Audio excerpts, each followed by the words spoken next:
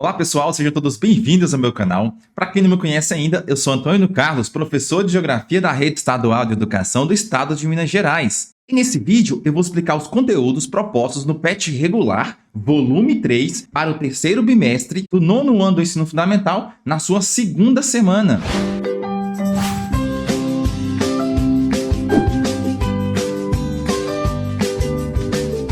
Antes de continuarmos a nossa explicação, eu vou pedir para você se inscrever no meu canal, deixar sua curtida, o seu comentário com a sua dúvida se você tiver. Isso ajuda muito no crescimento do canal. E se você deseja obter gratuitamente todos os materiais que eu utilizo aqui no meu canal, basta você entrar em um dos nossos grupos aqui do WhatsApp ou Telegram, que eu vou deixar na descrição desse vídeo os links para você ter acesso. Aguardo todos vocês lá. Para essa segunda semana, a unidade temática a ser estudada é Conexões e Escalas. O objeto de conhecimento, intercâmbios históricos e culturais entre a Europa, Ásia e Oceania.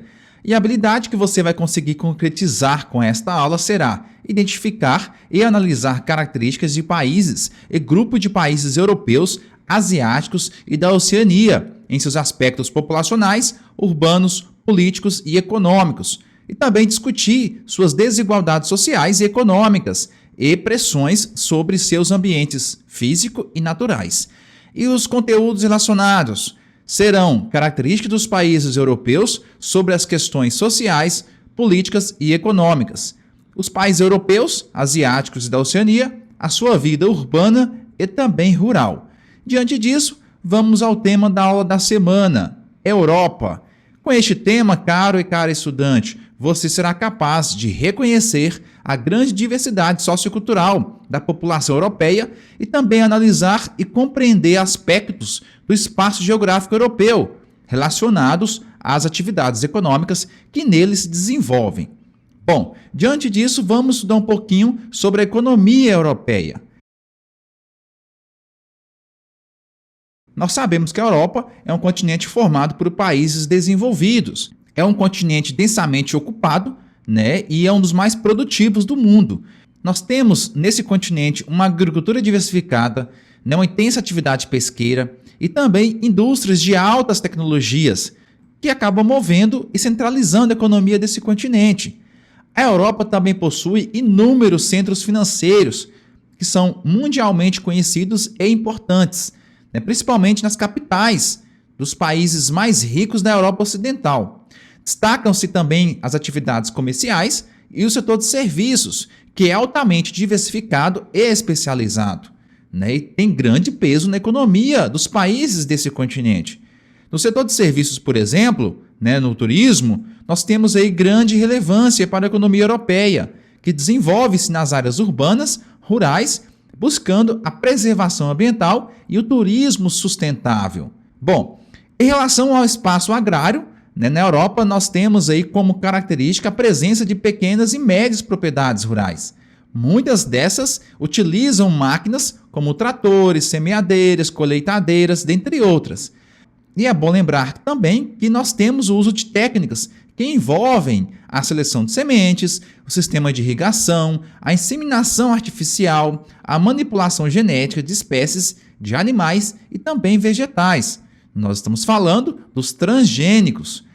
E essa atividade econômica, ela possui uma elevada mecanização e também um alto uso de tecnologia no campo, que acaba então diversificando e significando muito para a produtividade e, por consequência, a redução dos trabalhadores no campo.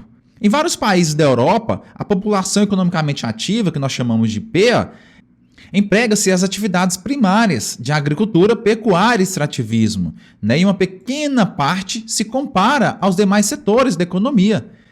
Entretanto, pessoal, na Europa Oriental, do lado direito do continente europeu, a agropecuária ainda emprega boa parte da mão de obra e tem importante participação na composição do PIB, tá certo? O incentivo de práticas agrícolas, mais ecológicas e também a inovação, visando aí o conciliamento do aumento da produtividade com a redução dos impactos ambientais, se faz presente nesse continente. E a predominância dos invernos bem rigorosos na maior parte do continente europeu acaba dificultando a formação de pastagens e, com isto, a criação de gado acaba ocorrendo de forma em geral em currais, de forma confinada, na pecuária intensiva. Em geral, pessoal, nós temos também os equipamentos e técnicas mais modernas que são utilizadas em todo o continente, bem como o acompanhamento veterinário, a administração de vacinas e medicamentos, objetivando o fornecimento de leite e de carne.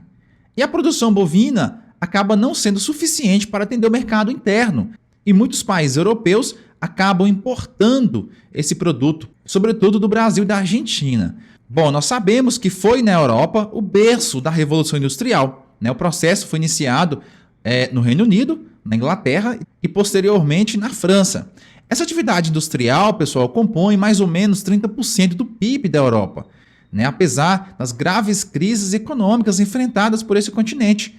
A Itália, a Alemanha, a França e Polônia empregam a maior parte, né, de pessoas nesse setor. E em relação ao comércio mundial de vários produtos, nós temos aí que se destaca os produtos industrializados, sendo que a participação europeia é a maior entre os continentes, representando, né, mais de 45% das exportações mundiais. E cabe ressaltar também que a atividade industrial da Europa está concentrada, né, na Europa Ocidental, onde estão os principais centros, né, econômicos e industriais do continente, que acaba formando um espaço bem dinâmico e diversificado. Essa indústria europeia ela é caracterizada pela presença da indústria de base, as siderúrgicas, petroquímicas, metalúrgicas, também as indústrias de bens de consumo, por exemplo, as automobilísticas, farmacêuticas, têxteis e alimentícias.